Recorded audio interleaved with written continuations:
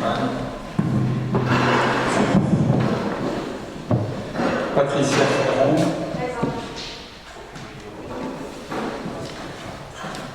Jean-Marc Fabiet de la Coopération à Corinne Vaux. Marion Bergenia. Christian Baillet. Sophie Pouille a donné une procuration à Marion Bergenia. Jacques Choulet. Marie-Caroline Prat. Yoann Navarrete a donné une procuration à Christophe Tasté. Corinne Vaux. Arnaud Fabre. Marianne Joader a donné une procuration à Patricia Ferron. Christophe Tasté. Aurélie Lévesque. Normand Anglade a donné une procuration à Solange Coudens. Sylvie Soumignon. Dominique Barrière. Agnès Gaudienne. Ludovic Lucas a donné une procuration à Jacques Choulet. Solange Coudens. Christophe Vergès a donné une procuration. Sylvie Soumignon. Olivier Martinez. Julie Souriant. Marjorie Fotous a donné une procuration à Julie Souriant. Olivier Bouffier a donné une procuration à Olivier Martinez. Isabelle Laburque. Cédric Mallet. Jean-Pierre Néco, est-ce que vous m'entendez bien? Un écho très fort. Il nous faut désigner notre secrétaire de séance. Je vous propose que, en l'absence de Yoann Navarrete, notre Benjamin, que ce soit notre doyen Jacques Choulet. Vous y voyez des objections. Je vous remercie. Un point important, il y a des délibérations sur des associations, sur des BUPC, où des élus sont concernés. Je rappelle donc à Agnès Gaudienne, Dominique Barrière, Solange Coudens, Yoann Navarrete n'a pas participé à la future délibération sur la subvention à l'association des fêtes. Quant au BPC, Christian Baillet, Arnaud Fabre et moi-même, il y a des enfants concernés, nous ne participerons pas non plus. Avant de rentrer dans l'ordre du jour, je voudrais ici remercier les services de la ville pour la réussite de l'organisation du passage du Tour de France, qui était, je crois, à l'avis de tous, une réussite. L'occasion pour moi aussi de remercier les associations de la ville qui se sont impliquées dans cette organisation, certains pour tenir des postes barrières pour éviter l'intrusion sur le parcours, d'autres pour participer à l'animation de la ville. Merci donc au service technique pour la qualité de l'organisation, plus de 500 barrières, une multitude de rencontres avec les acteurs économiques. Je tiens ici à féliciter Dominique Barrière, notre élu à la sécurité, qui, avec Madame Mathieu, s'est occupée de ce sujet-là, pour essayer de trouver des solutions, d'avoir un maximum d'informations données à chacun. Et puis un remerciement également à notre service communication, puisque les très belles images plan aériennes sur les tours de la ville, le couvent de Jacobin, également sur l'abbatiale avec aussi des vues intérieures, ont été le fruit d'un long travail avec la Société du Tour et avec France 2, puisque France Télévisions avait envoyé des équipes qui participent aussi à des racines et des ailes pour prendre des photos drone de la ville plus d'un mois en avance. Et je crois que plus d'1 million de spectateurs qui ont pu voir ça à la télévision ont vu une belle image de notre cité historique. Je vous propose, une fois ces remerciements préalables faits, d'adopter le compte rendu de la dernière séance. Y a-t-il des remarques? S'il n'y en a pas, je vous propose que nous l'adoptions. Y a-t-il des oppositions? Des abstentions? Je vous remercie. Premier point à l'ordre du jour. Nous votons donc depuis 2019 des budgets primitifs avant de voter les comptes administratifs, ce qui nous permet de pouvoir engager l'action et les dépenses dès le 1er janvier et puis de donner de la visibilité à l'action. Nous avons adopté lors du conseil municipal précédent des comptes administratifs. Il nous revient maintenant donc d'affecter les résultats qui découlent de ces comptes administratifs 2020 et une fois qu'on les a donc affectés, de voter le budget supplémentaire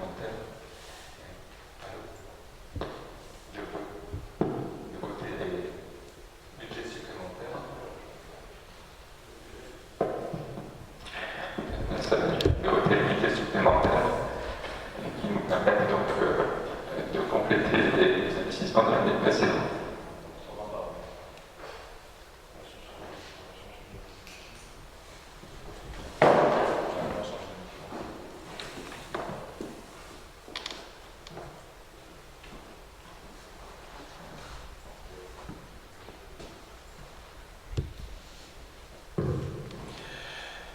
Je pense que ça va éliminer celui-là, ça semble très bien.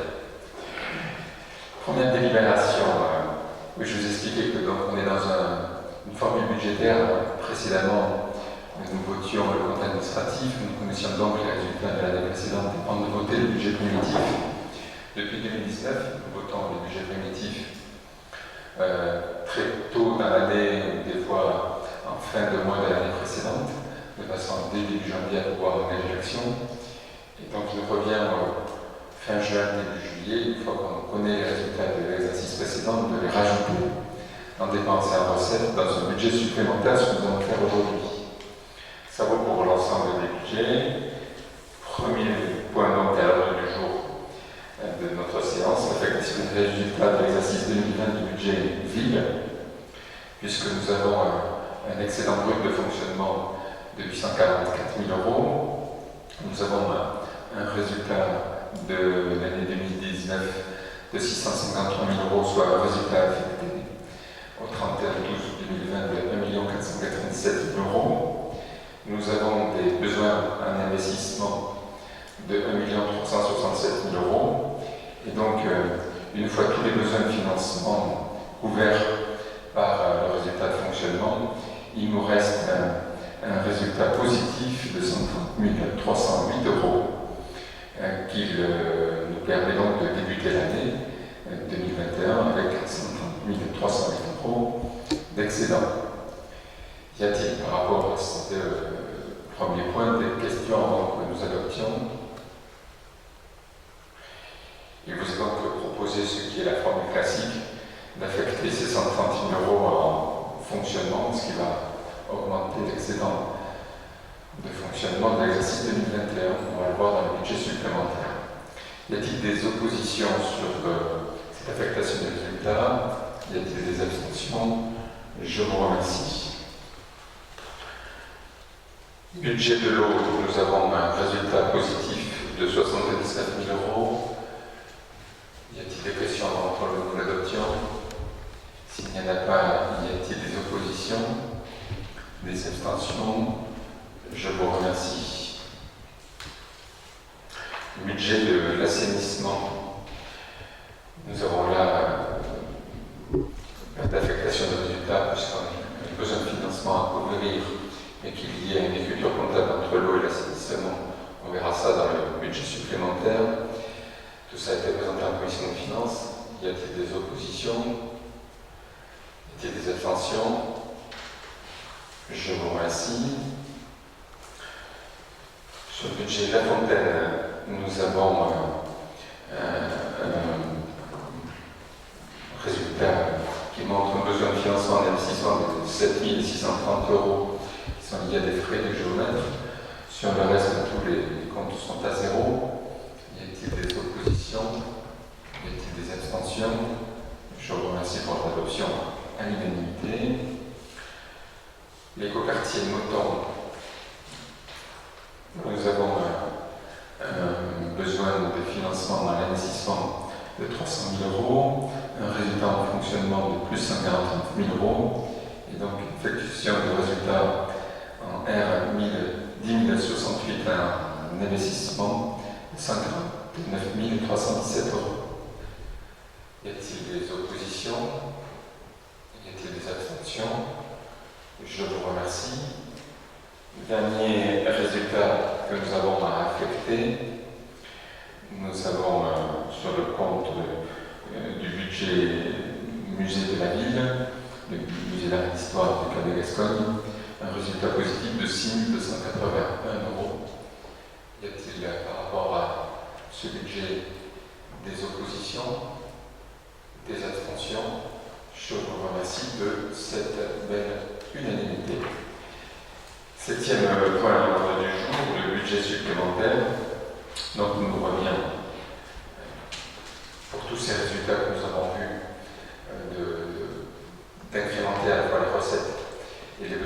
financement dans les budgets primitifs.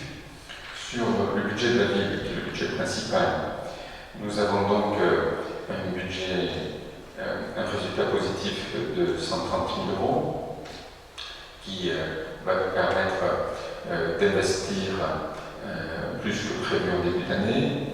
Nous avons constaté également 41 000 euros de subventions supplémentaires qui est la participation de la communauté des communes aux travaux de voirie du projet La Fontaine Saint-François, que nous verrons un peu plus tard, convention qu'il nous faudra donc adopter par principe de prudence, même s'il y avait eu déjà des dialogues entrepris sur la participation de la communauté des communes. Nous avions attendu de l'avoir notifié pour vous proposer de l'intégrer dans les comptes.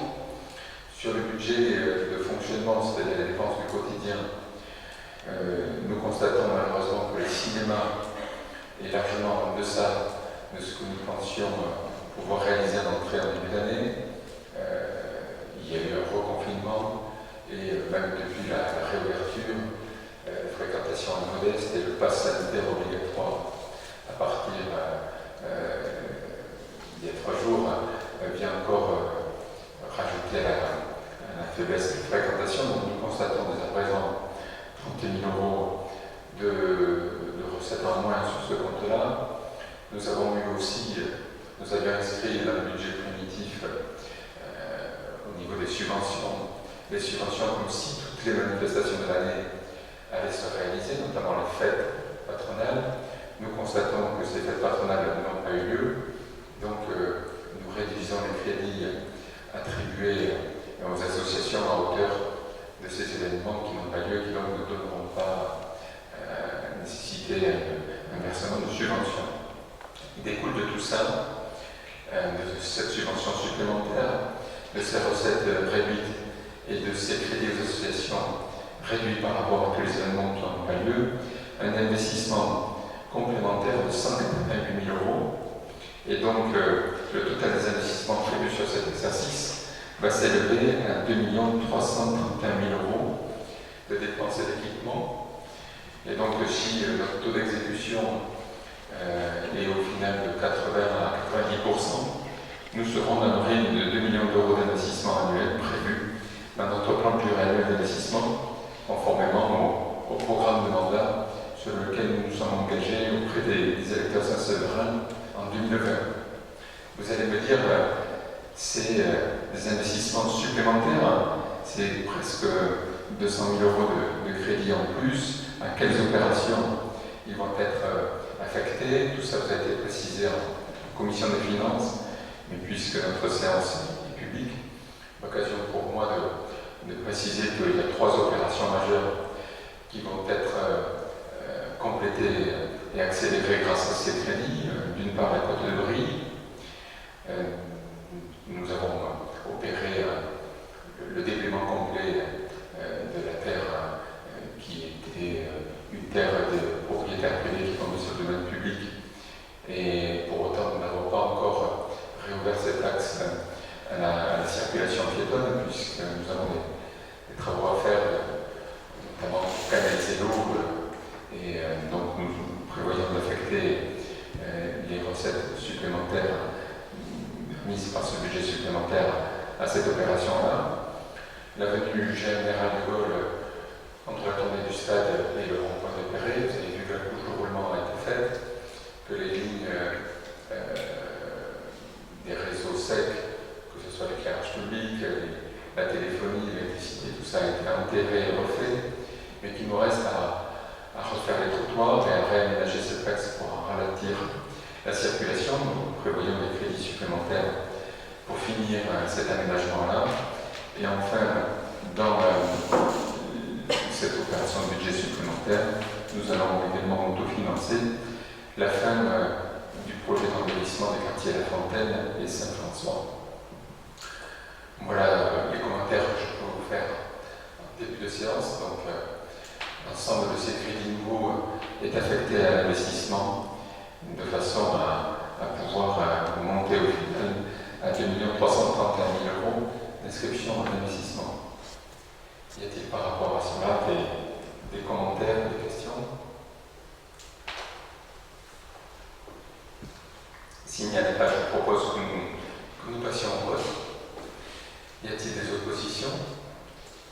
a-t-il des abstentions? Je vous remercie.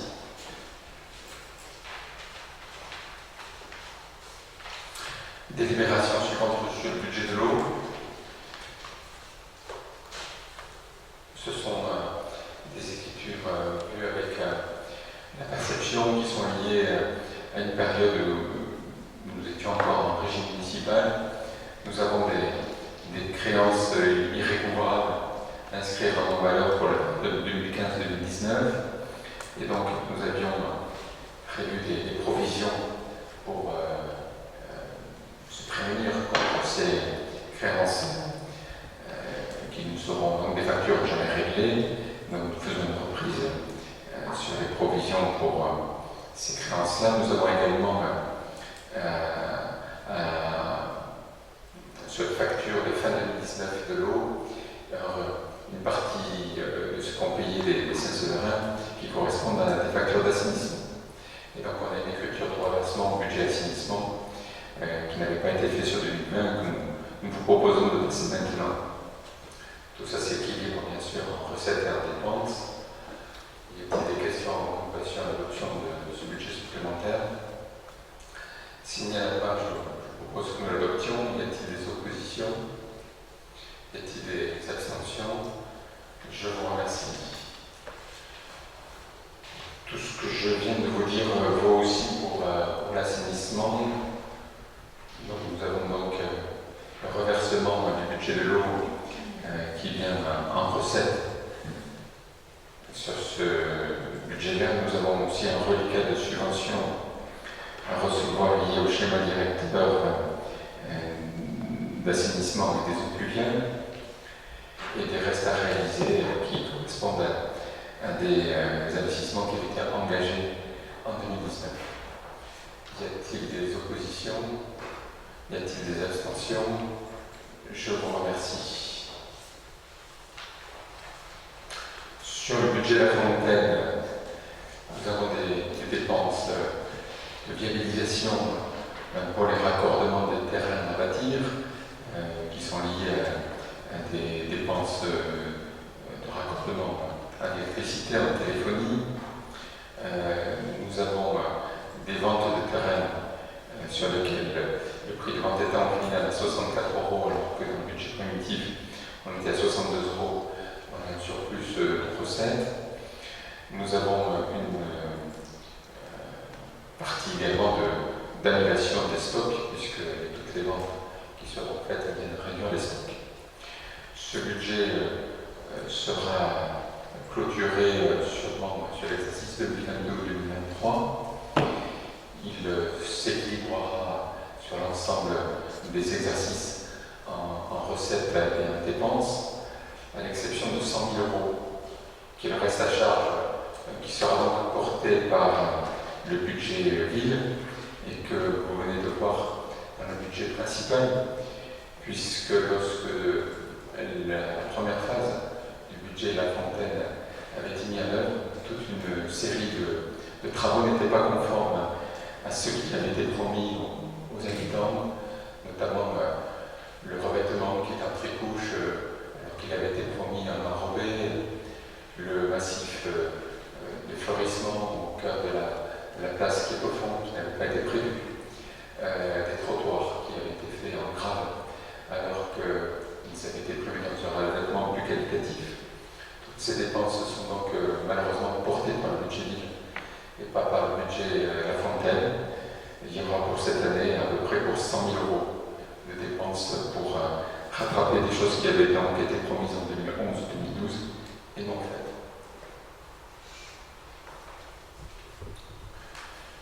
Y a-t-il sur le budget La Fontaine supplémentaire des oppositions, des abstentions? Je vous remercie. Sur l'écoquartier, nous avions prévu dans le budget primitif un budget en suréquilibre qu'on avait équilibré par un remboursement anticipé de 349 000 €. Nous savions que nous avions des dépenses de 1000 vernes qui avaient été engagées à lycée sur cet exercice 2021. Donc il vous est proposé de réduire de 150 000 à 695 euros ce remboursement anticipé des emprunts pour revenir à un rythme normal. Y a-t-il des oppositions? Y a-t-il des abstentions? Je vous remercie. Sur le budget d'art et d'histoire du Cabinet Gascogne, nous avons des investissements qui étaient en reste à réaliser, qui vont donc être effectués cette année, notamment la scénographie pour le gallo romain, qui est toute une opération dont on a attribué les travaux ce printemps, qui sera réalisée une fois le musée de nouveau fermé après le 15 septembre. Nous intégrons aussi le résultat positif de l'année précédente. Y a-t-il des oppositions? Y a-t-il des abstentions? Je vous remercie. Il nous faut donc, point 13, délibérer les admissions en valeur que j'évoquais tout à l'heure sur le budget de l'eau, pour 25 653 euros. Y a-t-il des oppositions? Y a-t-il des abstentions? Je vous remercie. Nous avons 14e point à l'ordre du jour, des subventions aux associations complémentaires à celles que nous avions budgétées précédemment. L'USAD et la Galerie des Arts, le dossier était incomplet au moment où on avait délibéré. Il est dorénavant complet. Je vous propose que nous attribuions la même subvention que l'année précédente. L'association des fêtes n'a pas pu donc réaliser les fêtes de Saint-Jean. Pour autant, elle organise 2 courses des cuisinières. Elle a porté également la belle course landaise qui était la première dans la gamme Gariadal au Challenge Armagnac-Béa, me semble-t-il. Non, je me trompe. C'est l'autre Challenge. C'est une course officielle qui concourt.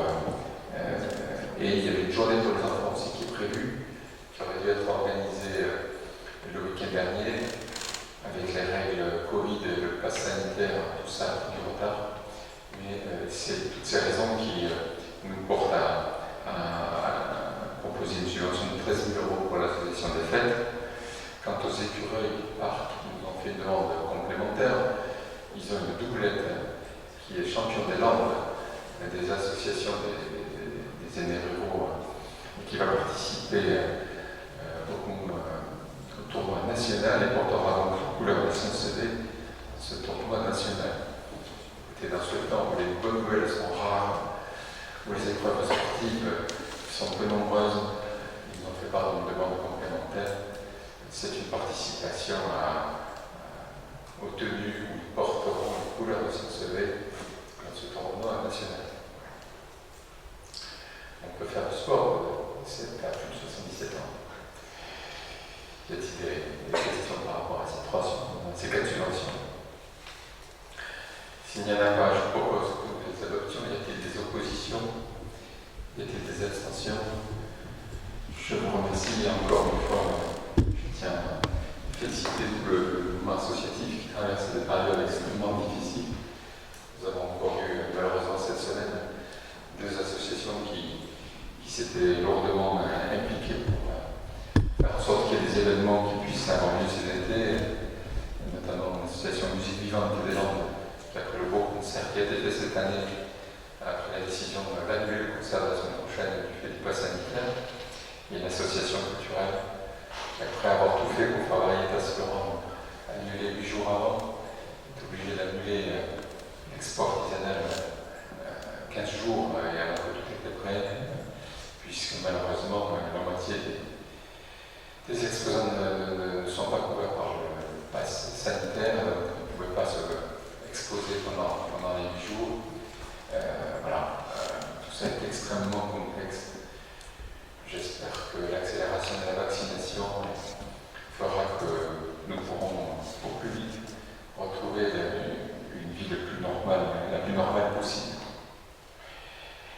Nous avons une délibération sur les frais de scolarité scolarité, tout ça vous a été présenté en commission de finances. C'est une délibération double. Je rappelle que tous les enfants qui sont de Saint-Sevé accueillis dans l'école privée que nous avons sur Saint-Sevé, liés à la fois par rapport à des textes législatifs de loi, mais également par une convention de 1982 que toutes les municipalités successives appliquent, nous devons reverser à cette école privée le même montant que nous consacrons pour les enfants de Saint-Sevé accueillis dans les écoles publiques, au regard du principe d'égalité. Et donc, ce chiffrage a été fait, il répond aux mêmes critères de calcul depuis des années et des années. Il est cette année de 724,21 €. Donc, nous reverserons à l'école privée Sainte-Thérèse pour tous les enfants de Saint-Sevé, ce qui correspond à 67 enfants, pour un total de 48 522,07 €. Cette participation de la commune. Mais nous avons également sur Saint-Sevé un nombre important d'enfants des villages voisins qui sont accueillis pour 3 facteurs. Le premier, nous avons une classe Ulysse, donc pour des raisons médicales, nous accueillons des enfants des villages voisins. Nous avons également Panoko, qui est une commune qui n'a pas d'école, donc une partie des enfants sont accueillis ou à Saint-Sevé ou à Omoko. Et nous avons une troisième raison, c'est la question des fratries, c'est-à-dire si un enfant aîné est déjà accueilli sur la commune, les autres, nous ne pouvons pas nous opposer à ce que les autres enfants soient accueillis. Nous aurons enfin des enfants qui ont commencé leur scolarité à Saint-Sevé, dont les parents ont déménagé entre-temps, et qui ont la possibilité de poursuivre la scolarité dans les écoles de la ville. Et là aussi, nous ne pouvons pas nous y opposer. Pour toutes ces raisons, nous avons la possibilité de demander aux communes de résidence de tous ces enfants accueillis dans nos écoles la participation aux frais de scolarité. Voilà tout ce que je peux vous dire. C'est une délibération qu'on prend tous les ans, à peu près au même moment. Y a-t-il des questions sur ces deux points? Puisqu'il n'y en a pas, je vous propose que nous adoptions des délibérations.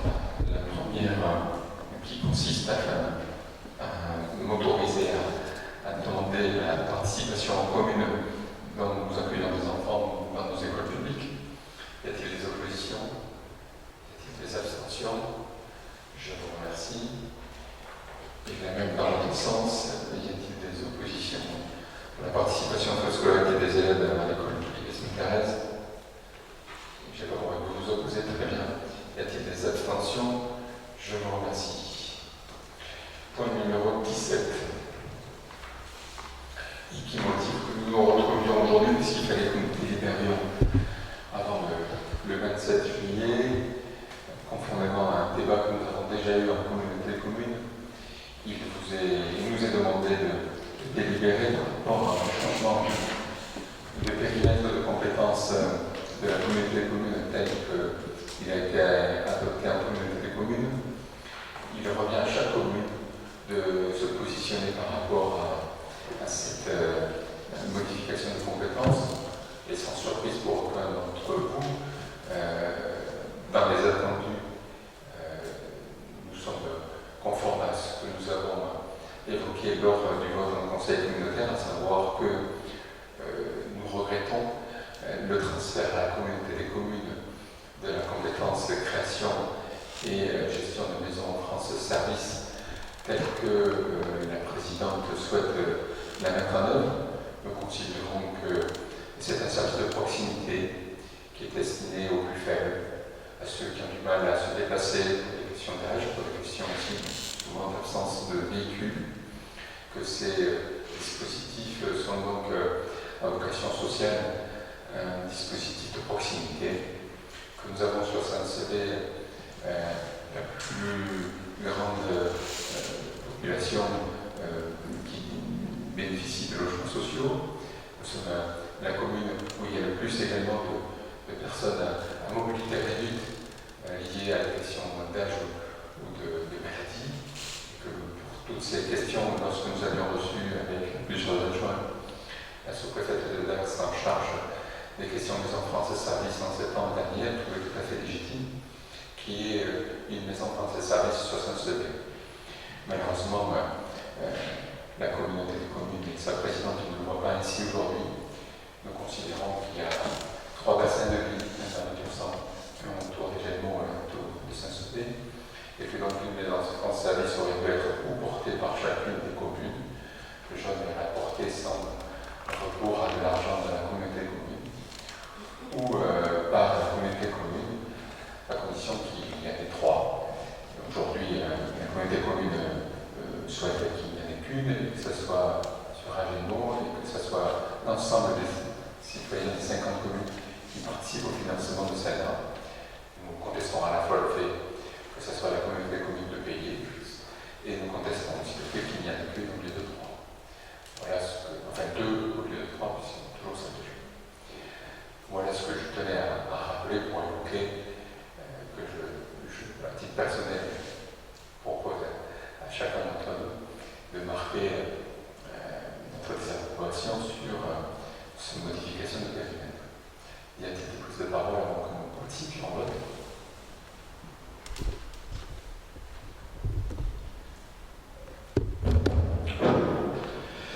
Oui, alors bien évidemment, pour remettre dans le contexte, nous avons voté en tant que délégué communautaire le transfert de la compétence à la communauté de communes concernant les maisons France Service. Alors pas de gaieté de cœur, puisque tout simplement aujourd'hui, contrairement à ce que vous affirmez, monsieur le maire, et l'État et le conseil départemental, parce que c'est une demande de l'État, ne financent les maisons France Service que si elles sont portées par une maîtrise d'ouvrage communautaire. Ensuite, vous expliquez que la communauté de communes de Chalon-sur-Sambre, par la voix de sa présidente, souhaite une seule maison France Service et à Gémeaux. Moi, je vous rappelle que la délibération qui a été prise en conseil communautaire il y a 3 mois, c'est très désagréable, j'entends effectivement tout de retour. La délibération qui a été prise dans le grand conseil communautaire, elle ne précise nullement le positionnement d'une ou plusieurs maisons France Service sur le territoire. Aujourd'hui, il n'y a juste qu'une demande de prise de compétences. Donc nous, en tant qu'élus, nous vous invitons à user de tout votre pouvoir de vice-président de la communauté de communes pour que vous puissiez convaincre la présidente que vous avez soutenue, puisque vous avez appelé à son élection entre les 2 tours de scrutin en juillet de l'année dernière à Saint-Madé. Donc on vous invite, puisque vous êtes membre de l'exécutif de la Comcom, à pouvoir donc peser de tout votre poids pour que, après ce transfert de compétences, qui je dis, c'est pas de gaieté de cœur, mais c'est ainsi, puisque ça ne pourrait être financé que s'il y a un portage communautaire, on puisse défendre le principe d'une réflexion sur le territoire pour, comme vous le disiez à juste titre, nous puissions non pas réfléchir à une seule maison France Service en complément de celle de Jône, mais d'en positionner d'autres sur le territoire. Et pourquoi pas Saint-Sevé? Donc, moi, ce que je souhaite aujourd'hui, c'est que nous puissions peut-être déposer une motion auprès de la communauté de communes, l'ensemble du conseil municipal de Saint-Sevé, pour rappeler que cette prise de compétence, parce qu'on est aujourd'hui à quelques jours de la fin de la date limite de délibération des conseils municipaux, et vous le savez, à une très très forte majorité, les conseils municipaux soit ne se sont pas ne sont pas positionnés et n'ont pas voté, donc cela pour un accord tacite, soit se sont prononcés expressément pour un transfert. Donc moi je pense qu'aujourd'hui, c'est juste un débat pour savoir si oui ou non il y a le transfert de la compétence. Le débat n'est pas de savoir si ça sera à Gémeaux, s'il y en aura une, s'il y en aura plusieurs sur le territoire. Ça c'est un deuxième temps qui viendra, ça sera un débat qui aura lieu au sein du conseil communautaire. Et bien évidemment, je le répète, je souhaite qu'aujourd'hui, nous puissions avoir la rédaction d'une motion qui rappelle à la présidente, si ce transfert de compétences est effectif, que nous souhaitons qu'une réflexion soit menée pour voir si l'accueil des maisons France Service sur la commune de Saint-Sevé est pertinent ou pas.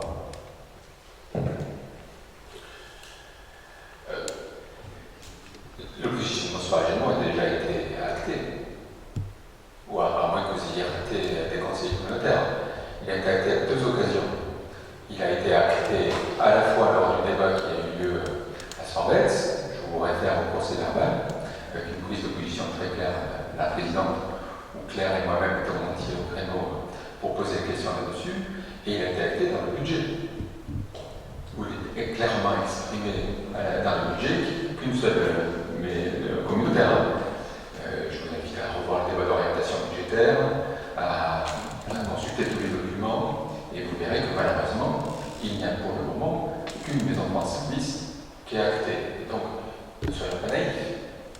Le but de cette transfert de compétences est aussi une manière aujourd'hui d'empêcher d'en créer un SACE, sachant que vous évoquez quelque chose qui est faux. L'État n'est pas contre le fait que des maisons de France Service puissent être portées par des communes.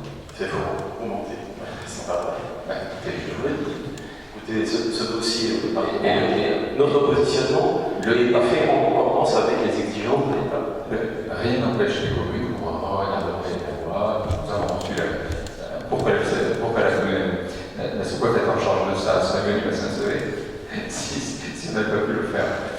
Bon, écoutez, que vous, le département, vous ne souhaitiez pas soutenir les handicaps portés par les communes, c'est votre choix. Moi, je ne suis pas là pour l'État, je ne suis pas là pour le critiquer, rien n'empêche les communes de le faire. Sachant que, très sincèrement, sur ce dossier, pour aller au fond, on a eu une première approche au départ qui était une approche de lieu.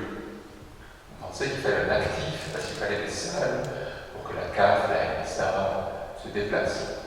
On s'aperçoit que ce projet porté par l'État évolue, qu'aujourd'hui on est de moins en moins dans des logiques de lieu, puisque aussi toutes ces administrations ou ces services que j'évoquais se déplacent peu au fond. Et ce qui compte, c'est la relation avec le personnel. Et ce qui compte, c'est l'action qui est portée, c'est le service offert.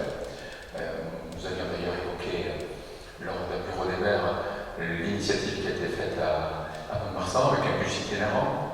Je ne serais pas contre le fait que nous recevions en mairie, puisqu'on n'a pas besoin de locaux, une personne qui est formée, qui puisse renseigner sur place. Donc moi je ne suis pas contre votre motion. Ce que je regrette, c'est que vous répondiez un peu tard.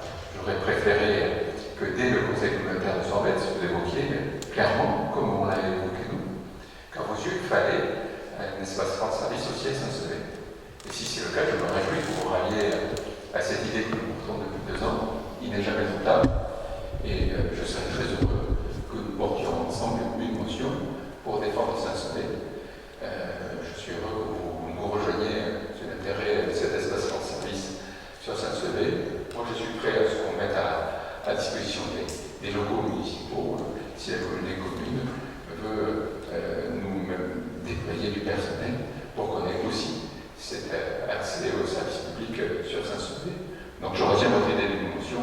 Je vous remercie de rejoindre ce qui a toujours été une conviction que nous avons portée devant les électeurs, de savoir que c'est un service qui est nécessaire sur Saint-Sevé. Alors, je ne vais pas relire notre programme politique des élections, puisque c'est écrit en une lettre sur la dernière page. Je vous invite à le relire, donc évitez quand même d'interpréter nos propos et nos positions. Ils ont toujours été très clairs dans la matière. 2 choses. Le seul acte juridique ayant foi pour justifier un positionnement géographique d'une maison France Service, c'est une délibération. À l'heure où on se parle, en conseil communautaire, hormis une annonce de la présidente qui n'a aucune valeur, hormis un procès verbal qui restitue les débats qui n'a aucune valeur, et un budget prévisionnel qui par essence est prévisionnel et qui peut faire l'objet de modifications en cours d'année, aujourd'hui, le débat autour de cette table, au sein de cette assemblée, c'est un débat de prise de compétences. Aujourd'hui, on ne discute pas de savoir si ça se fait à Saint-Sevé, à Gépo ou ailleurs. Moi, ce que je regrette, c'est que, je le répète, ça c'est une proposition que nous avons faite il y a fort longtemps de défendre une maison France Service à Saint-Sevé. Moi, je sais qu'aucun maire n'a été interpellé sur le cas de Gascogne pour soutenir notre démarche. Nous votons à quelques jours de la date limite, puisque nous sommes réunis ce matin, on le sait tous, uniquement parce que nous devons voter cette délibération. Donc, c'est le seul conseil municipal, à ma connaissance, qui sera contre ce transfert, je le regrette. Donc, le débat, c'est pour ou contre le transfert. Notre position, nous, c'est pour des raisons de financement. C'est une communauté de communes qui doit porter le projet. Et je le redis, vous êtes vice-président de cette communauté de communes. Vous avez soutenu l'élection de cette présidente à la communauté de communes, puisque dans la délibération, d'ailleurs, c'est pas monsieur le président, comme c'est madame pour information, évitez quand même de crisper les personnes, soit dit en passant. Donc, la position est simple. On continue à discuter, on continue à débattre. Un budget, ça se change en communauté de communes. Usez de votre force de conviction, j'en suis convaincu que vous avez les moyens de changer la majorité qui aujourd'hui s'oriente vers un transfert de compétences au profit de la communauté de communes. Monsieur Martinez, je ne doute pas un instant qu'avec votre soutien actif, avec le poids politique qui est au sein de la communauté commune, on va emporter la décision et on va faire changer la présidente. Je vous dis chiche, moi quand vous savez s'installer, je suis heureux. Travaillons maintenant sur ce sujet-là. Je vous propose que nous passions au vote. Parlons de votre vote politique au niveau de la communauté de communes, avec plaisir. Mais avec le vote, on va y arriver. Vous attendez pour une fois, d'accord. Nous voulons l'un et l'autre. Nous sommes à 3 jours de la date. En gueulant, Vous avez 3 mois pour engager le débat. Vous êtes vice-président de la communauté de communes. Vous n'avez qu'une posture politicienne, vous n'avez nullement travaillé ce dossier pour défendre les intérêts des accédants. C'est ça la réalité. La vérité, c'est qu'avec votre soutien, on va y arriver. Parce que vous nous avez dit que c'était démodable. C'est assez risible, M. Martinez, parce que avec votre vote, vous avez failli la faire élire au premier tour. C'est assez marrant d'ailleurs. Les votes sont secrets, madame. Vous savez très bien. Oui, mais quand on fait les comptes. On a tous compris comment ça s'est dépassé quand même. D'ailleurs, vous ne le disiez pas. Bon, écoutez, je propose que nous passions au vote. Le but de cette affirmation, nous, on est clair, on veut une maison France Service. Et un conseil communautaire, lorsqu'on est contre quelque chose, on vote contre. J'étais contre la fin du téléalarme, j'étais contre la fin du bus, j'ai proposé que le bus que nous avions soit déployé sur les 3 anciennes communes. Ben, écoutez, moi je ne peux pas pour des choses auxquelles je crois. Si j'avais été d'accord avec Mme Requena surtout, je ne me serais pas présenté aux élections. Je m'y suis présenté parce qu'on avait des convictions et on avait une vision des choses. Il y a beaucoup de sujets sur lesquels je ne suis pas d'accord, sur lesquels je suis déçu, et on continue à œuvrer pour défendre les inséparables. Mais sur ce dossier, je retiens l'idée de la motion, je propose qu'on la rédige ensemble. On ira la porter ensemble, et si nous avons un espace de service à Saint-Sevé, je serai très heureux que nous ayons enfin l'un et l'autre, les uns avec les autres, fait avancer notre vie. Moi, je ne suis pas quelqu'un de sectaire. Voilà. Je vous propose que nous délibérions. Y a-t-il des oppositions pour ce transfert de compétences? Y a-t-il des abstentions? Je vous remercie. Nous avons d'autres délibérations à l'ordre du jour. Je vous rappelle que nous avions donc inscrit un conseil municipal que nous avons toujours fin juin, début juillet, notamment principalement sur les budgets supplémentaires, plus de 100 000 € d'investissement en plus, l'avenue du Général de Gaulle, la côte de Bride, finir la fontaine, c'est des choses qui ont du prix, c'est ça qui nous motivait, en plus des subventions d'associations. Notre conseil municipal, nous ne l'avons pas fait plutôt que c'est le Tour de France, qui a accaparé beaucoup de nos équipes, mais effectivement, il a installé 3 jours, ce qui a motivé qu'on le fasse ce matin. Nous avons donc en point 18 adopté une convention à caractère technique pour que nous continuions à avoir le concours du centre de gestion sur les questions de retraite pour nos agents. J'imagine qu'il n'y a pas de questions là-dessus. Y a-t-il des oppositions, des abstentions? Je vous remercie.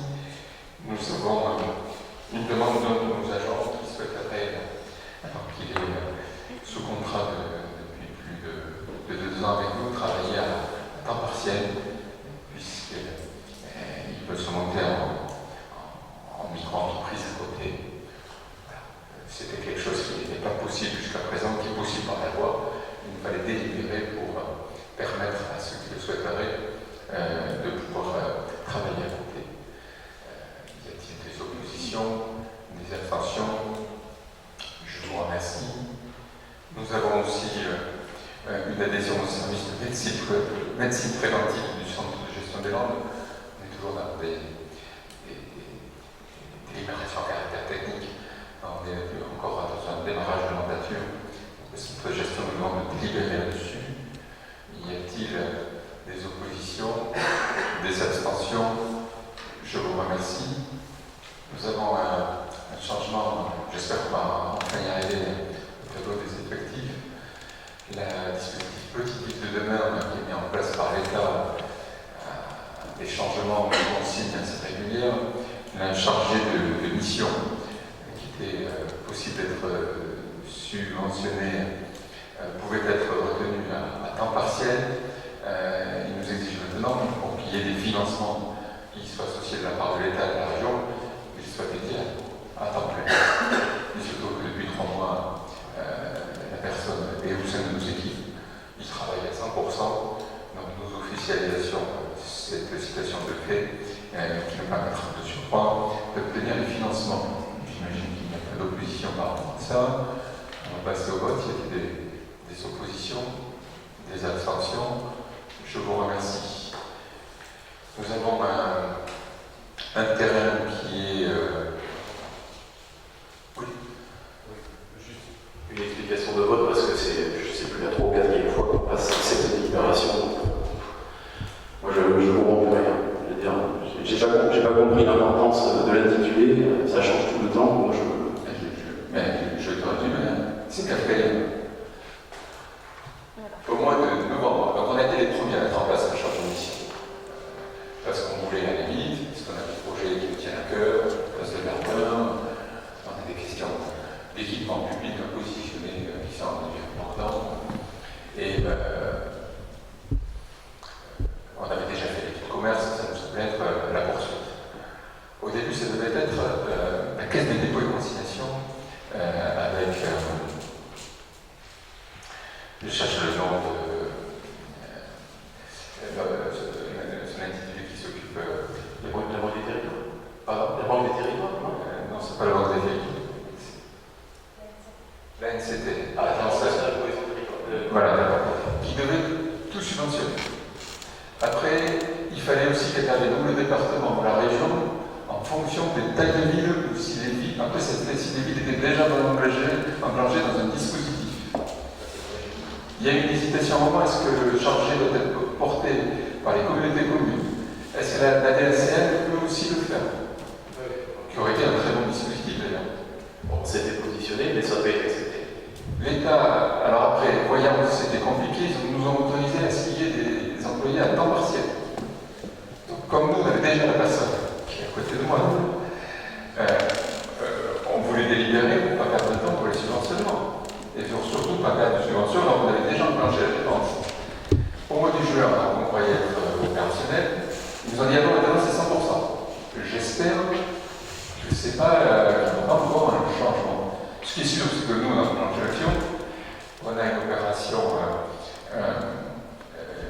qui est déjà en vigueur puisque le plan de référence est en préparation, il y a un premier comité de pilotage, qu'on a mon centre-ville, un incroyable commerce qui a été retenu par la région qui aura lieu en fin d'année. Enfin, nous on met de l'action, mais pour le moment, en termes de subventionnement, on est toujours dans l'attente des décisions parce que c'est dans les organes administratifs entre l'État et les collectivités locales. Bon, j'espère que c'est la dernière fois. On n'a rien contre la personne embauchée et contre le dispositif et de demain, bien sûr. Mais comme on a été. C'est clair, c'est vrai. On est déjà 3 fois, parce qu'on a appris, on a recruté, on a été la première collectivité à le faire. Cession d'un terrain d'un lotissement André Malraux, il y a un bout de terrain de 700 mètres carrés qui est à l'arrière, qui donne sur le chemin rural, qui est en limite avec le champ qui est derrière le garage Lutran, qui est un très joli terrain déjà disponible, qui est une enclave. Nous proposons de le proposer à la vente au prix qu'ont estimé les domaines. Y a-t-il par rapport à ça des questions? Je propose que nous passions au vote. Y a-t-il des oppositions? Des abstentions? Je vous remercie. Convention de délégation de maîtrise d'ouvrage sur le lotissement à la Fontaine, c'était la reprise de voirie. Il y a des dépenses qui sont portées par la commune, tout ce qui est fleurissement. Il y a des dépenses qui sont portées par la commune liées à la compétence voirie, mais qui ont été malheureusement transférées aux communes il y a 3 ans, c'était à la trottoir. Et il nous faut délibérer pour rappeler que la communauté de communes va participer à la poche de roulement en cas de sa compétence. Et ça couvre à peu près 80 à 90% des charge par la commune, malheureusement. C'est une délibération qui a été prise à la communauté des communes et qu'il faut maintenant prendre au niveau communal. Y a-t-il des oppositions? Y a-t-il des abstentions? Je vous remercie. Autre délibération importante, elles sont en lien avec l'éclairage public, qui est donc géré pour le compte de la commune par le CIDEC. Nous avons 4 opérations que nous portons à la connaissance. Le CIDEC souhaite maintenant à chaque fois une délibération. Nous allons éclairer le terrain d'honneur du football.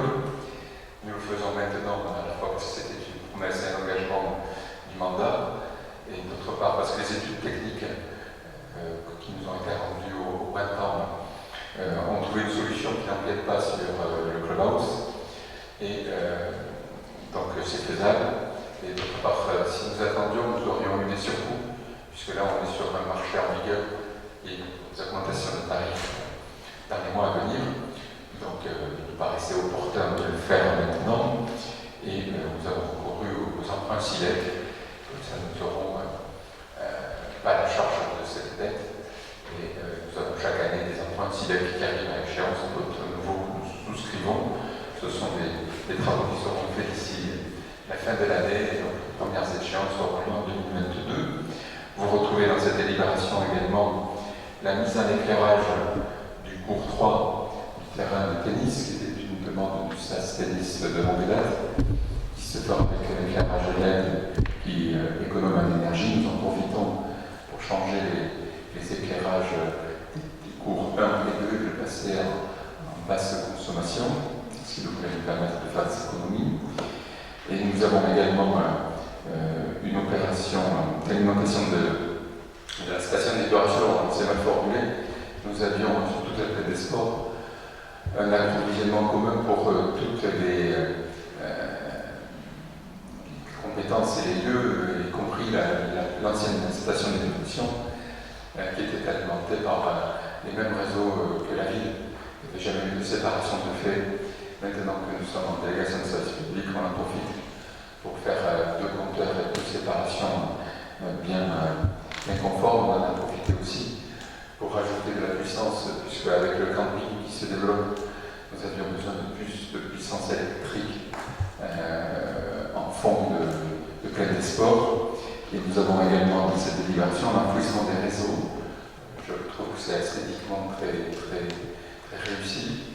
Nous avons maintenant au niveau de la traversée de Perret entre le rond-point et le pont plus de câbles électriques, tout ça a été enfoui. Alors, il y en a encore liés à des câbles téléphoniques, mais nous pourront dépasser lorsqu'on sera enfoui. Et nous avons un propriétaire qui pour le moment s'oppose à ce qui est l'enfouissement sur son domaine privé. Et donc nous avons un poteau qui reste au droit de sa parcelle pour le moment. Voilà, j'espère qu'on arrivera peut-être à trouver un compromis avec ce propriétaire. Ouais, c'est un peu embêtant. J'ai du mal à le saisir. On va arrêter le sujet au CIDEC, c'est vrai que on l'a rencontré, on ne peut pas s'y opposer. Alors il y aurait peut-être je sais, c'est un peu la force de persuasion, mais c'est un peu dommage. Qu'est-ce que je vous dis? Oui, c'est vrai que c'est très laid. Peut-être, M. Martinez, Il vous pouvez y aller. Peut-être que vous pourriez y aller parce que vous êtes très... Mais je ne le connais pas, ce monsieur Laurent. Mais vous apprendrez à l'écouter. La solution technique sur laquelle on travaille avec le CIDEC serait de positionner sur l'édifice voisin appartenant à un privé les supports, si ce privé-là accepté, qu'on fixe chez lui la remontée de câble de la desserte de la maison. On y est dessus, juste par contre, une solution de part ou d'autre. Moi j'ai une question. On a parlé un peu de la station d'épuration, donc effectivement il y avait unité, on va dire, de consommation sur l'ensemble du site. Le problème c'est que depuis que la Sogeno gère la station d'épuration, elle a donc bénéficié d'électricité, donc d'un apport d'électricité qui était donc payé par le budget de la ville. Est-ce que depuis que la délégation de service public est en cours, il va y avoir un appel de fonds, un titre utilisée donc, pour la station d'épuration dont elle a la charge depuis qu'elle a la délégation de service public. Je connais la réponse à cette question, mais je vous la ferai passer. Parce que bon, ça consomme beaucoup d'électricité des stations. Moi, je pense que les choses étaient sur chaque. On avait déjà un budget eau et assainissement dépendant. Peut-être une règle de calcul, je ne sais plus. Je vous renseignerai sur cette question. Ok, merci.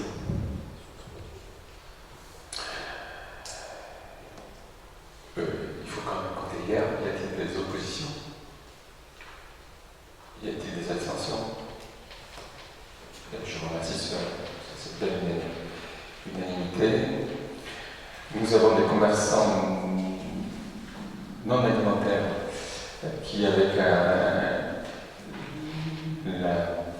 reprise de l'interdiction des commerces non essentiels, n'ont pu avoir d'activité pendant quelques mois. Or, ils sont abonnés. Ils ne payent pas lorsqu'ils viennent chaque samedi, ils payent à l'année. Donc, il vous est proposé dans la délibération numéro 25 de leur faire la gratuité sur le trimestre de non-activité.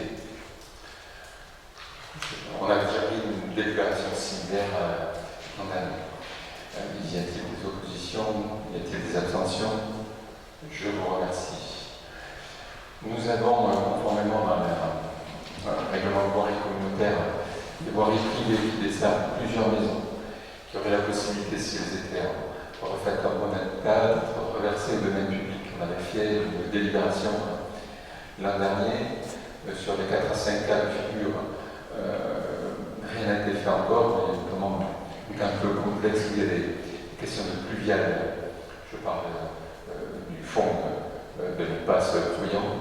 Et donc, on a pris une délibération qui a été limitée dans le temps. Il vous est proposé qu'on prenne la même délibération, qu'on la prolonge, de façon à ce que, si certains de ces propriétaires venaient faire les travaux à vouloir reverser le domaine public, on puisse le faire. Y a-t-il des oppositions, des abstentions? Je vous remercie. Il nous reste 3 dernières questions qui sont liées au cinéma. Première, pour adhérer à l'association Cinéma Indépendant de Nouvelle-Aquitaine, vous avez dans la délibération le coût de cette adhésion qui est de 100 € et la possibilité et la description de tout ce à quoi elle ouvre droit. Ça nous permettra, comme on est déjà adhérent à l'association du cinéma plein Montcartane, de pouvoir bénéficier de 2 interventions gratuites. De leur part, y a-t-il des oppositions, des abstentions? Je vous remercie. L'État a mis en place un pass culture, un dispositif intéressant. On a légitime à dire tout à l'heure sur la complexité de la mise en œuvre de Petite Ville de demain. Elle a un dispositif que moi je salue qui vise à permettre à tous les jeunes de 18 ans, et ce pendant 2 ans, d'avoir une enveloppe de 300 € qui est une subvention qui leur est donnée, une allocation plutôt, qui leur permet d'avoir 300 € pour pouvoir accéder à des musées, à des spectacles, bref, d'avoir un accès à la culture. Il vous est proposé à travers cette délibération que tous ceux de Saint-Sevé, mais aussi des alentours, qui voudraient bénéficier d'utiliser ces 300 € en rentrant dès lors gratuitement ou au cinéma municipal ou au musée de Paris sur le cadre de Gascogne, puissent bénéficier de cette gratuité dans ces 2 lieux-là. Et au final, ce sera l'État qui nous paiera. Je trouve que c'est une bonne mesure. Il nous fallait délibérer pour que ça soit opérationnel. Y a-t-il des oppositions? Y a-t-il des abstentions? Je vous remercie. Et donc, qu'on se le dise, tous les jeunes de 18 ans, de 19 ans, de 20 ans, n'hésitez pas à venir au cinéma à RSIDC de Saint-Sevé. On va venir, si on n'a pas fait, visiter le musée d'art, histoire du Cap de Gascogne. Sur le BEPC, c'est toujours une délibération à chaque conseil pour les jeunes de plus de 16 ans qui voudraient réduire de 300 € le coût de leur permis de conduire en œuvrant pendant 30 heures pour l'expo d'art contemporain ou au musée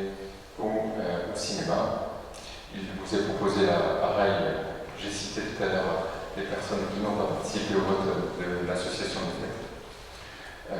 Que nous notions que moi-même et Christian Baillet ne participent pas, puisque nous avons trois enfants qui grandissent, et qui ont malheureusement plus de 16 ans. Malheureusement plus pour nous, puisque nous prenons un jour de plus comme vous tous chaque jour. Y a-t-il des oppositions, des abstentions en plus de trois évoquées? Écoutez, je vous remercie. L'occasion pour moi de dire que le cinéma est limité dorénavant à 49 personnes, 49 personnes, séance, vu la fréquentation moyenne. Allez au cinéma de Saint-Sevé, vous respecterez la jauge, tous les vaccinés et vaccinés. Par rapport au cinéma en plein air, nous avons mercredi prochain, midi à Arnaud, une séance en plein air qui, ici au Pâtre, où là nous attendons plus de 49 personnes, donc le pass sanitaire sera demandé pour tous les adultes, puisque pour les enfants, il y a une tolérance et une dérogation jusqu'à fin août. L'occasion pour moi de souhaiter le meilleur à tous les responsables d'associations, en espérant que la rentrée puisse se faire avec un retour à la normale, si possible, ou le plus proche possible de la normale. Et nous serons bien sûr aux côtés de chacun pour essayer de trouver à chaque fois les solutions qui permettent de reprendre le cours de notre vie. Je vous souhaite un bon mois d'août. Je vous donne rendez-vous l'automne venu, quand il y aura des châtaignes, le retour de foie gras et un peu d'armagnac. Merci à vous.